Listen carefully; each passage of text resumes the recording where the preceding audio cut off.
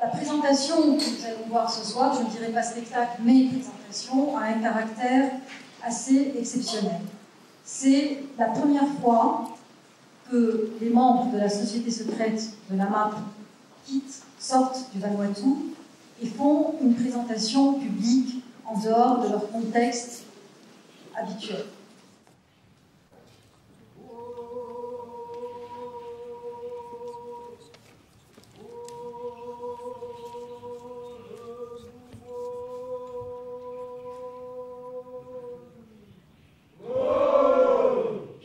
Le Vanuatu, c'était une prospection pour une programmation qui aurait lieu pendant l'année de la francophonie. J'avais fait quelques lectures et j'avais lu que Malakula, donc cette île de l'archipel, était une des dernières îles à s'être vraiment ouverte au monde.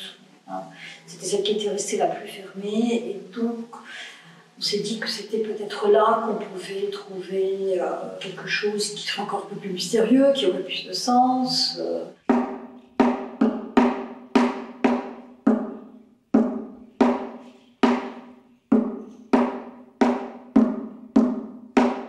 Et c'est avec Marcelin Abong, qui travaille au centre culturel du Vanuatu, que j'ai rencontré à Port Vila, que nous avons été à Malakula.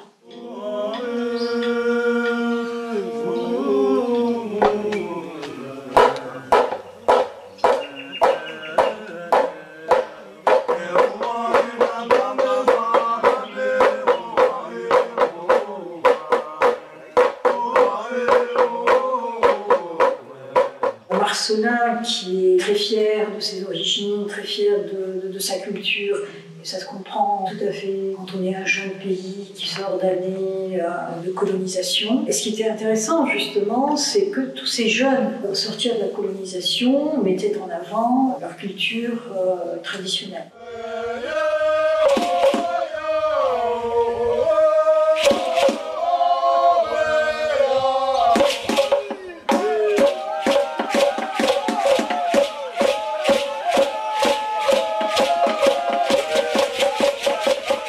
Et je crois que c'est à cause de cette fierté, on va dire, de Marcelin pour sa culture, qu'il a voulu imposer une espèce de mise en scène pour la prospection. C'est-à-dire qu'il m'a dit, tu ne peux pas voir ma sortie de masque pendant la journée. C'est uniquement la nuit. Je lui ai dit, mais la nuit, je ne peux pas prendre photo, je ne peux pas filmer, rien à faire. C'était ça ou rien. Donc il est venu frapper à ma fenêtre à 11h30 minuit, je crois. Et je suis sortie dans la nuit, à la lumière des torches et des feux, pour voir les masques.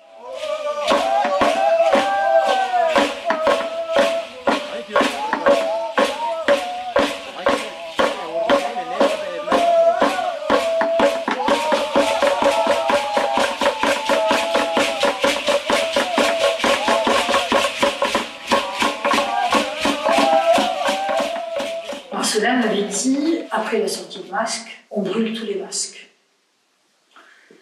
J'ai dit, bon, mais pour si vous venez en France, vous êtes d'accord pour venir en France? Oui.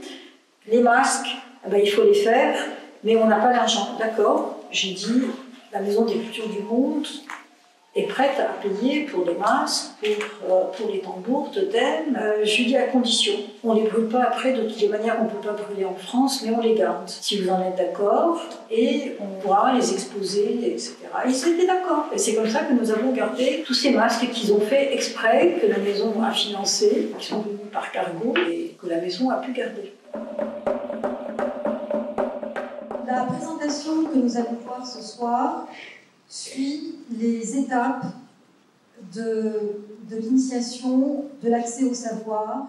Une fois en France, c'était beaucoup plus facile, le dialogue était beaucoup plus facile, tout s'est fait en accord et en dialogue, en négociation, aussi douce que possible avec Marcelin Abong.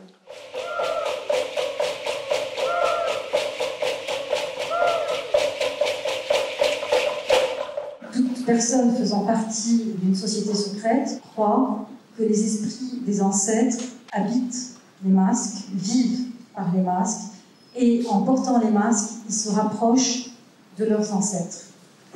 Et le dessin est très important. Toute personne qui souhaite accéder au monde des esprits doit être capable de compléter le dessin commencé par le gardien du monde des esprits. Le dessin sur ça représente la connaissance suprême. Je ne me souviens pas de réelles difficultés d'adaptation à la scène. Il y a juste des tout petits ajustements à faire, mais ils ont eux-mêmes le sens du spectacle, du regard de l'autre, parce que le village les regarde, les autres les regardent, donc ils n'ont pas besoin de nous, si vous voulez, quelque part.